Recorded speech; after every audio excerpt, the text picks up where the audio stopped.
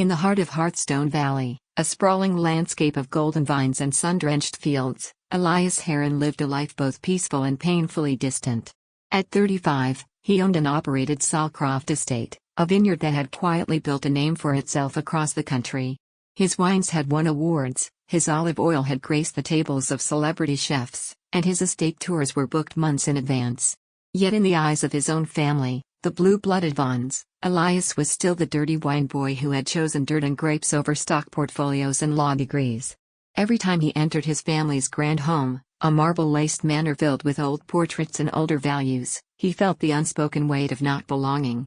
His boots, though polished, still bore the marks of the vineyard. His shirts, custom-tailored for function, not fashion, were always a few shades too rustic. And his hands, scarred, sun-darkened, and strong, had never once drawn admiration, only disdain.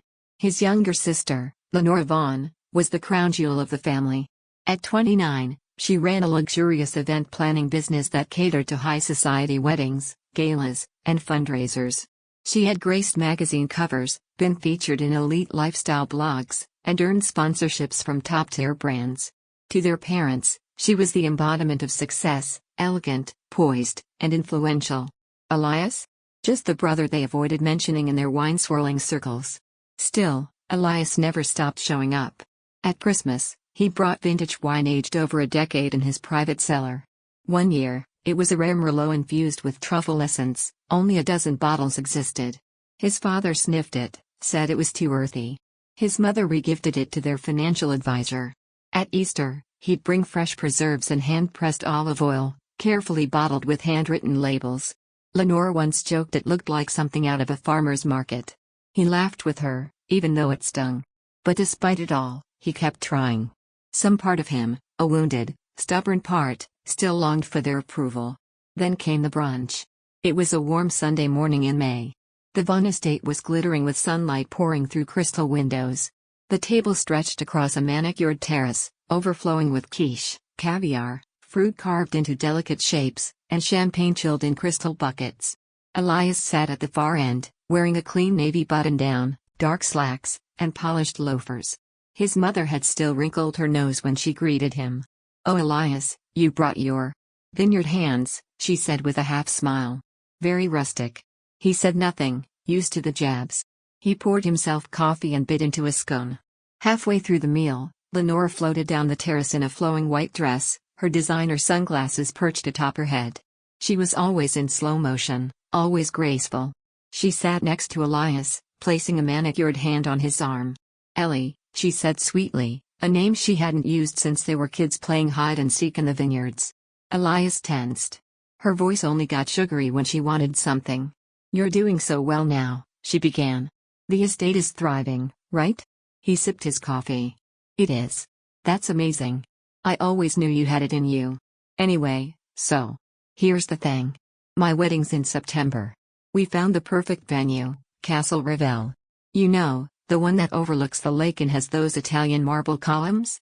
Elias nodded cautiously. "We're just a tiny bit over budget," she continued. "Not much. Just a few thousand. Okay, maybe more than a few. And I was thinking." "No," Elias said flatly. Lenora blinked. "You don't even know what I was going to ask. You want me to cover the overages? Come on, Ellie," she whined. "You're practically a mogul now. Don't act like you can't afford it." Their father chimed in from the other end of the table. "It's a family occasion, son. We all chip in when needed." "Exactly," Lenora added. "And you're not married. No kids. No major expenses. I mean, you have no one to spend your money on but yourself." That one hit harder than he expected. He clenched his jaw, eyes fixed on the tablecloth. His mother raised her champagne glass. It would mean the world to Lenora.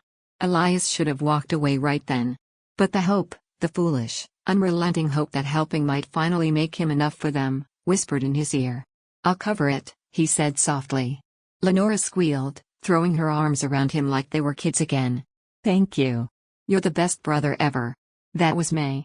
By July, the wedding planning was in full swing. Elias wrote checks without protest. 30 grand for the venue. 10 for the catering. 5 for a couture gown flown in from Milan. He paid for custom floral arrangements, a live string quartet, And even the honeymoon, a 2-week stay in a cliffside villa in Santorini. He didn't get a single thank you card. Then, in August, the invitations went out. Elias checked his mailbox daily. Nothing came. Finally, he called Lenora. "Hey, I didn't get my invite." "Oh," she said, distracted. He could hear the sounds of a photo shoot in the background. "Yeah, about that. You didn't send one?" Lenora sighed. "It's a very upscale event, Ellie. Black tie. Super elegant. We didn't want any distractions. I funded the damn thing. And I love you for that," she said quickly. "But really, you wouldn't enjoy it. It's all very formal. Not really your scene." His blood ran cold. "It's family only," she added, as if that made it better. Elias sat in silence, the receiver pressed tight against his ear. He finally hung up, jaw clenched, heart hammering.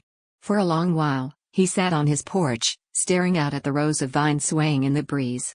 He had spent nearly $60,000. And wasn't even worth a seat. That was the moment something inside him shifted. The part that once begged for their love and approval began to die. The next day, Elias made a call of his own. Not to Lenora. Not to his parents. But to a handler in the valley who owed him a favor, a handler with a specialty in trained animals and impeccable timing. Because if they didn't want Elias at the wedding, they were going to get something else entirely.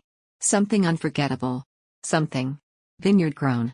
The morning of Lenora Vaughn's wedding dawned with the kind of weather brides dream about: blue skies without a single cloud, sun filtering through the tall trees of Revel Castle's immaculate courtyard, and the smell of roses clinging to the air like perfume. Everything was perfect. At least, that's what everyone thought. Dozens of guests began to arrive in sleek black sedans, stepping out in glittering gowns and tuxedos, their chatter filled with admiration for the venue, the decor, and most of all, for Lenora. Her name buzzed like a charm spell. "Isn't she amazing? I follow her blog, she planned this all herself. The floral archway is from Italy." Inside the venue, Lenora adjusted the final details of her veil, her eyes scanning the room. Everything gleamed. The string quartet had started to play. Her dress shimmered with hand-stitched crystals. Guests sipped champagne from gold-rimmed flutes. But outside the castle, parked just beyond the hedge-lined path that led to the service entrance, Elias Heron sat behind the wheel of his weathered pickup truck. The back of the vehicle was empty. The delivery had already been made. He didn't look like a man plotting vengeance. In fact, he looked calm, too calm. He wore a dark gray shirt, his sleeves rolled to the elbow, a simple watch on his wrist. No tie. No invitation. No illusions. He checked his phone. The time read 2:58 p.m. right on cue. Down in the courtyard, a hush fell over the crowd as the officiant asked everyone to raise their glasses to the couple. Lenora and her groom, Grant, beamed as the clinking of crystal signaled the height of the moment. Then it happened. A deep, loud honk echoed through the air, not the honk of a horn, but something lower, more organic. Confused murmurs rippled through the guests. The sound repeated. This time, there was a subtle rhythmic clop-clop in the distance. Hard, deliberate. Getting closer. Lenora's smile twitched. "What is that?" whispered someone near the aisle. The clopping grew louder. Then, a sudden creak. The grand side doors to the castle's ballroom burst open. And through them stepped Maple, Elias's beloved Clydesdale mare. Behind her, Sable, a younger Mustang with a chestnut coat. And bringing up the rear, Ivy, a miniature pony known for her sassy attitude and love for crowd attention. All three wore velvet sashes bearing the Vaughn family crest. A little flair from Elias's stable manager, who had enjoyed the task a little too much. For a moment, nobody moved. The horses stood still at the entrance, ears flicking forward, their eyes calm but curious. Maple's massive hoofs clicked sharply against the marble as she began to walk slowly down the aisle. Then the smell hit. It wasn't immediate, but like fog creeping in on a summer night, it slipped under the doors, into the crowd, rich, earthy, unmistakably barnyard. A fusion of hay, saddle leather, and manure. Not strong enough to gag, but strong enough to wrinkle every nose in the room. "Oh my God!" a woman gasped, stepping back. "Are those horses?" someone else sputtered. The quartet screeched to a halt mid-song. A waiter froze mid-step, his tray of canapés teetering in his hand. Guests in silken sequins began fanning themselves, their perfect smiles dropping like masks. Lenora's face went white. From his truck, Elias watched with steady eyes. He leaned forward slightly, watching as his sister's perfect world teetered on the edge of chaos. "Get them out of here," she screeched, her voice cutting like glass. But it was too late. Maple took another confident step. Then paused. Her ears swiveled. And with a grace only large animals possess, she lifted her tail, and left a hefty, steaming gift right on the center of the aisle. A silence thicker than the scent followed. Then, someone gagged. "Is this real?" A man whispered, horrified. Ivy, the miniature pony, snorted loudly and shook herself, scattering bits of hay and dust across the lace hem of a guest's lavender dress. The woman shrieked. Pandemonium erupted. Guests bolted. A man in a white tux slipped on a now-slick tile. A woman in stilettos stepped directly into a pile of hay and screamed. One of the flower girls began crying. The DJ backed away from his booth with wide eyes. The photographer snapped frantically, unsure whether to document the disaster or run for the hills. At the front, Lenora stood frozen. Her perfectly tailored wedding gown, hand-sewn by a Parisian designer, was no longer pristine. Sable had wandered too close, brushing against the train with her dusty flank, leaving a long smear of vineyard soil and fur down the delicate fabric. "Elias," Lenora snarled through clenched teeth, locking eyes with her brother, visible now through the massive glass windows. He didn't flinch. She stormed through the chaos and out the side doors, heels clicking furiously until she reached the driveway where his truck idled. She marched up to his open window. "You unbelievable bastard," she hissed. Elias looked at her, then down at her dress. "Bit of dirt. Suits you. You ruined everything." "No," he said calmly. "You did. When you thought I wasn't good enough to attend the wedding I paid for." "This is about your ego?" she cried. "This is about respect," Elias shot back. "Something you've never shown me." Lenora's face twisted. "Do you know how many sponsors are here? How many people are filming?" "Oh, I know," Elias said, lifting his phone and turning it toward her. "We're live." The screen displayed the feed, thousands of viewers, comments pouring in. "Who sends horses to a wedding? Absolute legend. She looks like a villain in a telenovela. I want this man's level of petty." Lenora gasped. You'll regret this." Elias smiled. "Maybe. But not today." With a sharp whistle, he signaled the handlers. The horses, well-trained and dignified even in chaos, turned and exited the building, clip-clopping their way back down the marble and through the wide castle gates. They left behind wreckage, mud, hay, and unforgettable memories. And in the center of it all stood Lenora Vaughn, her dream day crumbling around her, her pristine image forever stained by her gown and her own arrogance. Elias drove away without looking back, dust rising behind his truck as he returned to the place where he was always enough, his vineyard. And back at the castle, the wedding guests whispered not about the decor, the food, or the designer labels. They whispered about the man who sent the horses. By the next morning, the footage of Revel Castle's elegant wedding gone wrong had exploded online. TikTok was saturated with clips of horses entering the marble hall, the steaming gift in the aisle, the shrieks, the scramble. A trending hashtag, #VineyardRevenge, shot to the top 5 by noon. And Lenora Vaughn, once the darling of upscale event planning, was now an internet punchline. Elias Heron watched it all unfold from his kitchen table, coffee in hand, dogs curled at his feet, and a slight smile playing at the corner of his lips. His phone buzzed nonstop. Messages from friends, acquaintances, and complete strangers poured in. "Dude, you broke the internet. I'm crying. Literal art. Your sister deserved every second of that." But not all messages were from fans. His parents called 10 times within the first hour. He didn't answer. Then came the texts. "Mom, Benjamin, answer your phone this instant. Dad, you've humiliated your family. Unbelievable. Lenora, you are dead to me." Elias didn't respond. He poured himself another cup of coffee and took it out onto the porch, where the vineyard stretched in peaceful silence under a pale morning sun. The only sound was the soft flutter of leaves and the occasional whinny from the stables. For the first time in a long while, he felt weightless. Later that day, the calls started coming from a different source. Grant. Lenora's new husband. Elias let the first 3 calls ring out. But by the 4th, curiosity got the better of him. He answered with a neutral, "Yeah? What the hell is wrong with you?" Grant's voice thundered through the line. Elias took a slow sip. "Is this about the ponies? Or the poop?" "This isn't funny, Elias. Do you have any idea what you've done?" "I have some idea. The internet seems pretty clear on that. You embarrassed Lenora. You humiliated my family in front of half the state. Elias didn't flinch. And you think I'm the bad guy here? She's devastated, Grant growled. She hasn't stopped crying. Our wedding is a national joke now. Elias leaned back in his chair, boots resting on the porch railing. Let me ask you something, Grant. Did Lenora ever tell you who paid for that wedding? The silence was immediate. I'll take that as a no, Elias said dryly. She said your family helped. I was the help, Elias cut in. $60,000. Every flower, every canopy, every inch of silk she wore. That was me. Another pause. Then Grant said, quieter this time, why didn't you say anything? I did. To her face. She laughed. Told me it was a family-only event. Grant's voice shifted, uncertain now. Still. The horses? The live stream? After 35 years of being the family punching bag? Elias shrugged.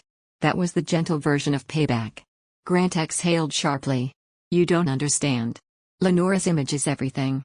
Her sponsors are pulling out. Her blog's been down since this morning. Her business is crashing? Elias supplied. Can't say I'm sorry. Grant's tone turned cold. You need to fix this. Issue a public apology. Say it was a misunderstanding, say you lost control of the animals or it was a prank that went too far. Elias chuckled, deep and low. You think I'm going to lie to save her brand? If you don't, you'll regret it. There was a beat of silence. Grant, Elias said calmly, I already regret paying for that circus. But the horses? That was worth every penny. And he hung up. Over the next 2 days, the fallout turned nuclear. Lenora posted a teary video on her social media titled Betrayed by Blood. In it, she painted herself as the victim of a jealous, bitter brother who never supported her success. She begged her fans to stand by her in a time of grief. The comments were brutal. You used him and dumped him. Maybe if you invited your family instead of your sponsors, this wouldn't have happened. Girl, you got what you deserved. Elias watched it all unfold with detached amusement. The woman who had once treated him like he was gum on her designer heels was now drowning in the tide of her own arrogance. Then, a twist he didn't expect. One night, while scrolling through the latest memes of Poopocalypse wedding, he saw something curious. Grant had liked a comment that criticized Lenora. Run, man. Run fast. Red flag factory. Under it, Grant's name glowed with a little heart. Elias almost choked on his beer. 2 days later, a new message appeared on his phone. Grant, we need to talk. Elias stared at the text for a long moment. Then, he replied, that was fast. Trouble in paradise already? An hour later, Elias found himself at a quiet bar on the edge of town, sitting across from Grant Vaughn, the freshly wed husband who now looked like he hadn't slept in 3 days. His tie was loose, his hair a mess, and there was a wild sort of regret in his eyes. I moved out, Grant said, nursing a whiskey. Elias raised an eyebrow. Already? I couldn't take it anymore, Grant muttered. After the wedding, things got worse. It wasn't just the internet. It was her. Every single person was to blame, except her. You. Me. Her followers. The brands. The horses. Elias gave a low whistle. Classic Lenora.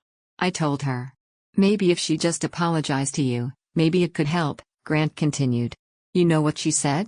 Elias leaned in. What? She called me a traitor. Told me I was choosing trash over my own wife. Said I'd regret it.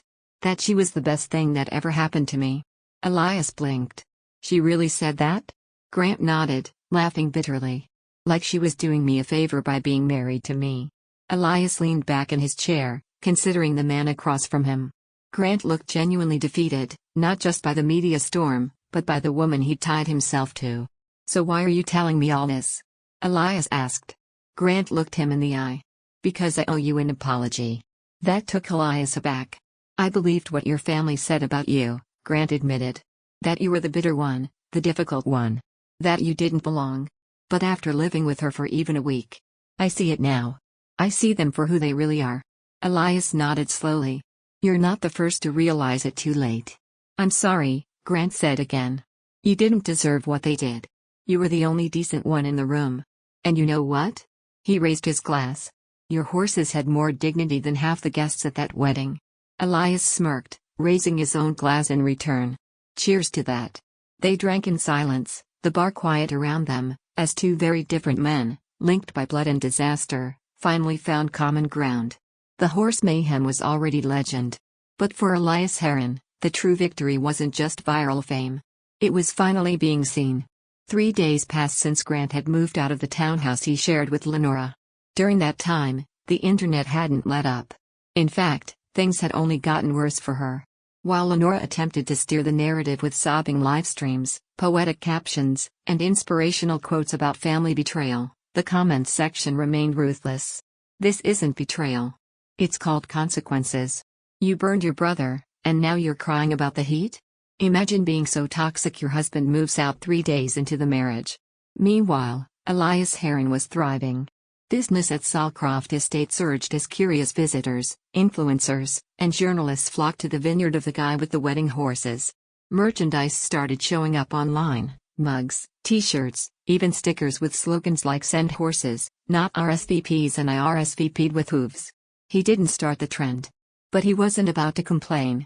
It was a warm Thursday afternoon when he got the message. "Mom, Ben, your sister is heartbroken. Please come home and talk. Let's resolve this." Elias stared at the screen, lips twisting. Come home? That house hadn't felt like home in decades. Still, curiosity itched at him. What did they want now? Reconciliation? Control? He replied, "Suddenly I'm family again?" Seconds later, "Mom, stop being childish. We need peace." He tossed the phone aside. "No, Mom," he muttered. "You need damage control." But the next message came from someone unexpected. "Grant, I've moved out. I'm at the Rivermore Hotel. I think it's really over." Elias raised a brow. It wasn't entirely surprising. Lenora had always been more image than substance, and Grant was starting to realize that behind the glamour was someone hollow, sharp, and always looking for someone to blame. Still, Elias had to admit he hadn't expected the unraveling to be so fast. He called Grant. "So," Elias said when he picked up, "guess the honeymoon phase didn't even last the weekend?" Grant chuckled bitterly. "It wasn't even a phase. It was a press event. You want to talk?" "Yeah," Grant said. "You free?" An hour later, they met again at the same bar as before, this time in a quieter booth near the back. Grant looked worse than before. His hair was disheveled, his eyes bloodshot. But it was the way he carried himself, like a man dragging invisible chains, that spoke volumes. "I can't believe it took me this long to see it," Grant began, fiddling with the rim of his glass. "I thought it was just post-wedding stress. I thought she was overwhelmed." "She's always been like that," Elias said. "She just didn't show you the cracks until she had your last name." Grant exhaled slowly. "After I moved out, she sent me 40 texts in a day. Half of them begging, half of them threatening. Then she went on social media and painted me as emotionally distant. Like I walked out because I was afraid of commitment." Elias snorted. "Sounds familiar. But what broke me," Grant said, voice tightening, "was last night. I called her, hoping, stupidly, that maybe we could talk like adults. You know what she said?" Elias raised a brow. "She said, 'If you're leaving me now, just know you'll never find anyone better. I am your peak.'" Elias nearly spit out his drink. "She actually said that?" Grant nodded grimly. "And then she followed up with, 'The internet will forget. I'll bounce back. But you'll always be the guy who failed me.'" The silence that followed was heavy but not awkward. It was the silence of mutual recognition, two men who had stood on opposite ends of a family's dysfunction, now quietly realizing they were both victims of the same storm. "She's a master manipulator," Elias said. "Our parents trained her well. Everything's about control, image, keeping up appearances." Grant tapped his fingers against the table. "She made me believe you were the crazy one." Elias shrugged. "You weren't the first. I owe you more than an apology, man," Grant said. "I bought into every lie she and your parents told me. I thought you were bitter. That you were trying to ruin her wedding out of spite." "I was trying to reclaim a little dignity," Elias said. "After 30 years of being told I was the failure." Grant nodded slowly. "I get that now. And I want out. Not just from her. From all of it. Your parents included. They're not just enablers, they're toxic in their own right." Elias stared at him for a moment. "You serious?" Grant met his gaze. "Dead serious." They talked for another hour, swapping stories, some infuriating, Some laugh out loud absurd, about Lenora's obsession with status, about her tantrums when things didn't go perfectly, about her performative generosity and her bottomless need for validation. By the end of it, Elias felt a strange sense of catharsis. For so long, he had been made to feel like the outlier. Now, he had proof, tangible, human proof, that he wasn't the problem. Lenora was. His phone buzzed again the moment he got back to the vineyard. "Mom, Ben, your sister is in pieces. She hasn't eaten in days. Please come home." He stared at the screen, debating whether to respond. Then he typed. "She made her bed. Let her lie in it." No reply came. And that silence felt more satisfying than any apology could have. Later that evening, while brushing Ivy's mane in the stables, Elias heard the buzz of an incoming message. It was from Grant. Just 3 words. "I filed today." Attached was a scanned copy of an official form. Divorce petition. Filed and stamped. Elias blinked, then laughed aloud. It startled Ivy, who flicked her ears in protest. He texted back, "That was fast." Grant responded a minute later, "You were right. I didn't marry a woman. I married a brand. And that brand's crumbling." Elias stepped out of the stable, the setting sun casting long golden streaks across the vines. He inhaled the familiar scent of earth, oak, and early harvest. For the first time in years, the future didn't feel like a weight on his shoulders. It felt open, free. Let Lenora chase her followers. Let his parents cling to the image of a perfect family. Elias had vineyards to tend, horses to train, peace to enjoy. And as far as he was concerned, the castle had already crumbled. A full month passed. The media frenzy cooled. The wedding footage, once viral, was buried beneath new scandals and distractions.